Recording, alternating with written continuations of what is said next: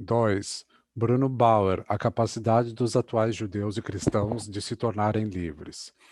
É nessa forma que Bauer trata da relação entre religião judaica e religião cristã, bem como da relação entre as duas e a crítica. Sua relação para com a crítica equivale à sua relação para com a capacidade de se tornar livre. O resultado é este, abre aspas. O cristão só tem um degrau a galgar, a saber, a sua religião, para renunciar a toda e qualquer religião. Ou seja, tornar-se livre, o judeu, em contrapartida, precisa romper não só com a sua essência judaica, mas também com o desenvolvimento que leva à realização plena de sua religião, com o desenvolvimento que permaneceu estranho a ele. Fecha aspas. Nessa passagem, Bauer transforma, portanto, a questão da emancipação dos judeus em uma questão puramente religiosa. O escrúpulo teológico que pergunta qual dos dois, o judeu ou o cristão, tem a chance de tornar-se bem-aventurado, repete-se agora na formulação mais esclarecida, que pergunta qual dos dois é o mais capaz de se emancipar. A pergunta não é mais qual dos dois liberta, o judaísmo ou o criacionismo. A pergunta e sim o inverso, o que torna mais livre, a negação do judaísmo ou a negação do cristianismo. Se os judeus quiserem se tornar livres, eles não devem professar o cristianismo, mas o cristianismo dissolvido, a religião como tal dissolvida, isto é, o iluminismo, a crítica e seu resultado, a humanidade livre. Ainda se trata de uma profissão de fé que o judeu tem que fazer, não mais a profissão pelo cristianismo, mas pelo cristianismo dissolvido. Bauer confronta o judeu com a exigência de romper com a essência da religião cristã, uma exigência que, como ele próprio diz, não se origina do desenvolvimento da essência judaica. Já que, na conclusão da questão judaica, Bauer havia compreendido o judaísmo apenas como a crítica religiosa tosca ao cristianismo, tendo, portanto, extraído dele uma importância apenas religiosa, era de se esperar que também a emancipação dos judeus fosse transformar-se em um ato teológico-filosófico. Bauer compreende a essência abstrata idealizada do judeu, sua religião, como a totalidade de sua essência. Sendo assim, ele conclui com toda razão. Abre aspas, o judeu nada aporta à humanidade ao desprezar para si mesmo sua lei limitada. Fecha aspas, ao abolir todo o seu judaísmo. Por conseguinte, a relação entre judeus e cristãos passa a ser esta. O único interesse do cristão na emancipação do judeu é o interesse geral de cunho humano, um interesse teórico. O judaísmo constitui um fato ofensivo ao olhar religioso do cristão. No momento em que seu olhar deixa de ser religioso, o fato deixa de ser ofensivo. A emancipação do judeu não é propriamente tarefa do cristão. O judeu, em contrapartida, para se libertar, deve realizar não apenas a sua própria tarefa, mas também, e ao mesmo tempo, a tarefa do cristão, a crítica aos sinóticos e à vida de Jesus, etc. Abre aspas. Eles próprios têm de ver como fazer isso. Eles ditarão para si mesmos seu destino, mas a história não permite que zombem dela. Fecha aspas. Tentaremos romper com a formulação teológica da questão. A pergunta pela capacidade de emancipação dos judeus se transforma para nós na seguinte pergunta: qual é o elemento social específico a ser superado para abolir o judaísmo? Pois a capacidade de emancipação do judeu moderno equivale à relação do judaísmo com a emancipação do mundo moderno. Essa relação resulta necessariamente da posição especial assumida pelo judaísmo no atual mundo escravizado. Observemos o judeu secular, o judeu cotidiano, não o judeu sabático, como faz Bauer. Não procuremos o mistério do judeu em sua religião, procuremos antes o mistério da religião no judeu real. Qual é o fundamento secular do judaísmo? A necessidade prática, o interesse próprio? Qual é o culto secular do judeu? O negócio. Qual é o Deus secular? O dinheiro. Agora sim. A emancipação em relação ao negócio e ao dinheiro, portanto, em relação ao judaísmo prático real, seria a autoemancipação da nossa época. Uma organização da sociedade que superasse pressupostos do negócio, portanto, a possibilidade do negócio teria inviabilizado o judeu. Sua consciência religiosa se dissiparia como uma névoa insossa na atmosfera da vida real da sociedade. Em contrapartida, quando o judeu reconhece que essa sua essência prática é nula e coopera para sua superação, está cooperando a partir de seu desenvolvimento até o presente, para a emancipação humana pura e simples, e se voltando contra a suprema expressão prática da autoalienação humana. Identificamos, portanto, no judaísmo um elemento antissocial universal da atualidade, que o desenvolvimento histórico, cujo aspecto perverso os judeus fomentaram diligentemente, encarregou-se de levar à sua atual culminância, no qual ele necessariamente se dissolverá. A emancipação do judeu equivale, em última análise, à emancipação da humanidade em relação ao judaísmo. O judeu já se emancipou à maneira judaica. O judeu que, por exemplo, é apenas tolerado em Viena, determina pelo seu poder financeiro o destino de todo o império. O judeu que, no menor dos estados alemães, estaria destituído de direitos, decide sobre o destino da Europa.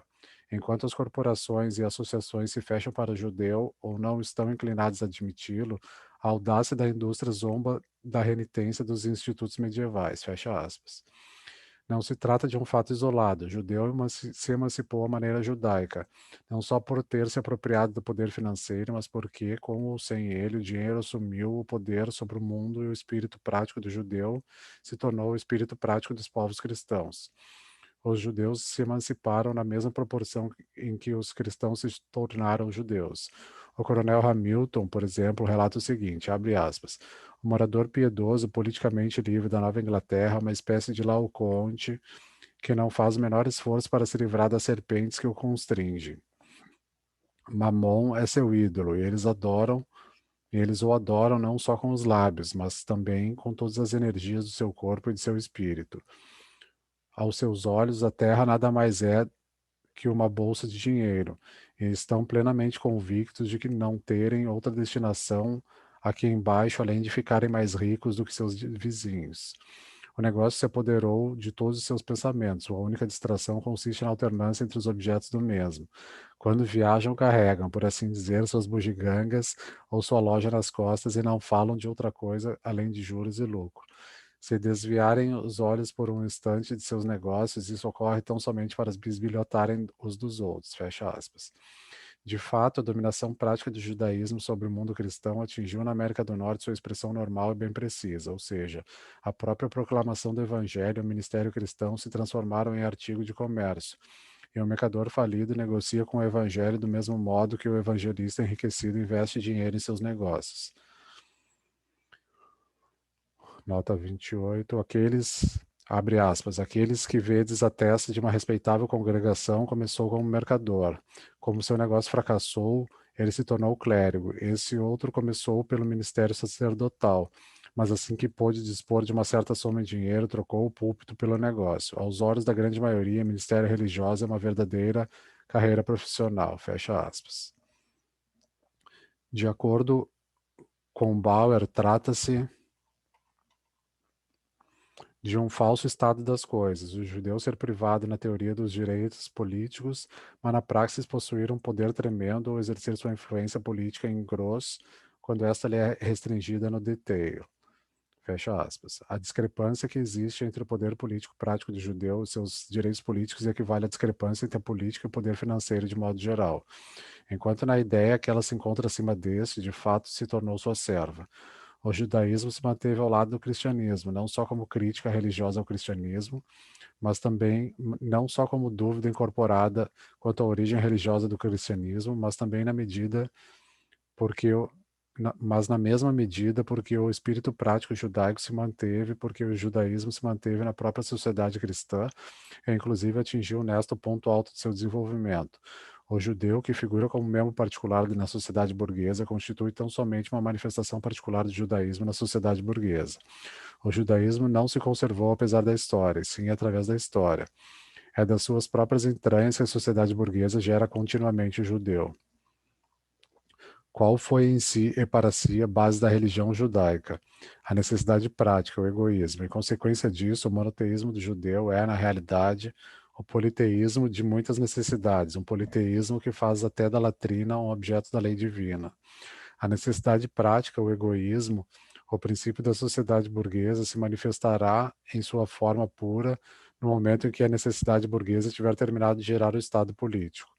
O Deus da necessidade prática e do interesse próprio é o dinheiro. O dinheiro é o Deus zeloso de Israel, diante do qual não pode subsistir nenhum outro. O dinheiro humilha todos os deuses do homem e os transforma em mercadoria. O dinheiro é o valor universal de todas as coisas, constituído em função de si mesmo.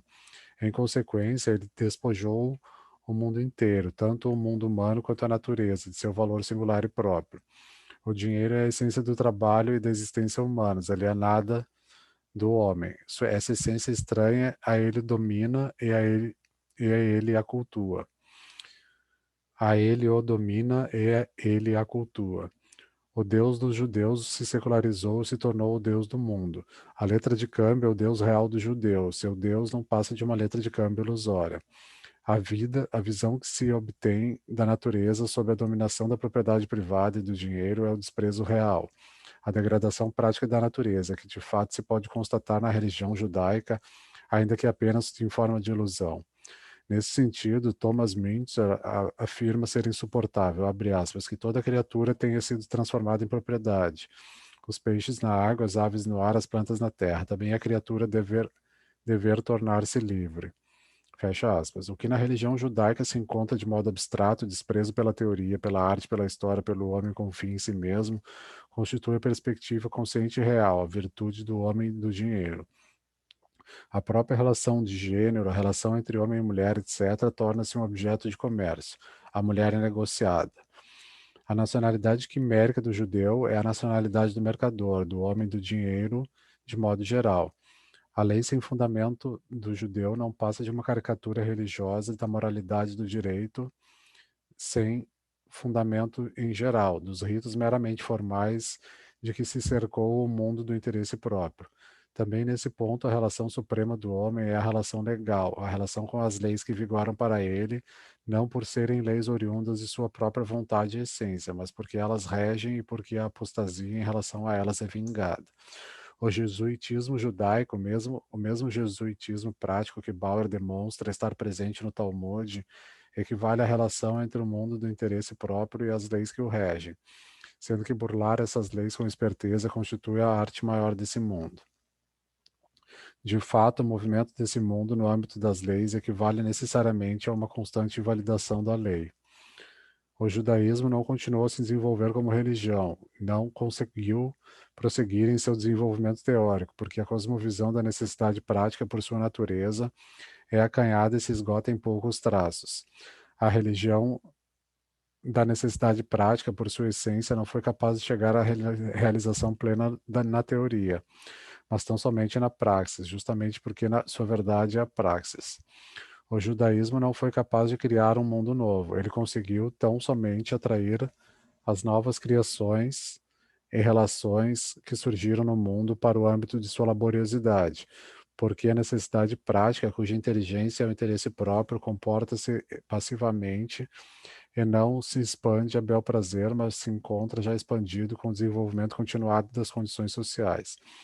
O judaísmo atinge o seu ponto alto com a realização plena da sociedade burguesa, mas a sociedade burguesa só se realiza plenamente no mundo cristão.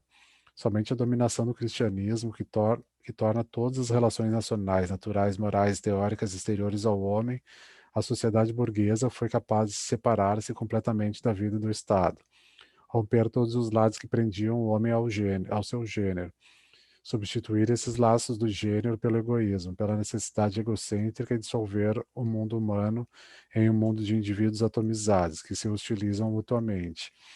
O cristianismo se originou do judaísmo e voltou a dissolver-se no judaísmo. O cristão foi, desde o princípio, judeu teorizador. Por conseguinte, o judeu é o cristão prático, e o cristão prático se tornou de novo judeu. O cristianismo suplantou o judaísmo real apenas na aparência. Ele era muito refinado, muito espiritualista, para conseguir eliminar a crueza da necessidade prática de outro modo que recorrendo ao expediente de elevá-lo às alturas do céu. O cristianismo é a ideia sublime do judaísmo. O judaísmo é a aplicação ordinária do cristianismo. Essa aplicação, todavia, só pode se tornar depois que o cristianismo, como religião madura, havia realizado plenamente na teoria a autoalienação do homem em relação a si e à natureza. Só então o judaísmo pôde chegar à dominação universal e fazer do homem alienado e da natureza alienada objetos alienáveis, vendáveis, sujeitos à servidão da necessidade egoísta e do negócio. O ato de vender constitui a praxis da alienação. Enquanto o homem estiver religiosamente tolhido, só conseguirá reificar a sua essência, transformando-a em uma essência fantástica e estranha a ele. Do mesmo modo, sob a dominação da necessidade egoísta, ele só conseguirá exercer uma atividade prática, produzir objetos na prática, colocando seus produtos, assim como sua atividade, sob a dominação de uma essência estranha a eles, emprestando-lhes a importância de um ser estranho a eles, o dinheiro. O egoísmo cristão da bem-aventurança, ao realizar-se plenamente na praxis, converte-se necessariamente no egoísmo físico do judeu. A necessidade celeste se converte na terrena, o subjetivismo no proveito próprio. Não explicamos a tenacidade do judeu a partir de sua religião, e sim antes a partir do fundamento humano de sua religião, a partir da necessidade prática do egoísmo. A essência real do judeu realizou-se e secularizou-se de modo geral na sociedade burguesa. Por essa razão, a sociedade burguesa não logrou convencer o judeu da irrealidade de sua essência religiosa, que é justamente a mera visão idealizada da necessidade prática. Portanto, não é só no Pentateuco ou no Talmud, é na sociedade atual que encontramos a essência do judeu moderno, não como uma essência abstrata, mas como essência empírica no mais alto grau, não só como limitação do judeu, mas como limitação judaica na sociedade.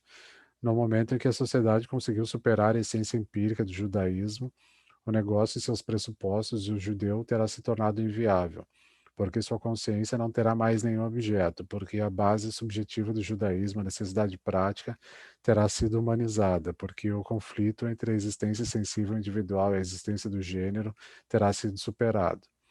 A emancipação social do judeu equivale à emancipação da sociedade em relação ao judaísmo.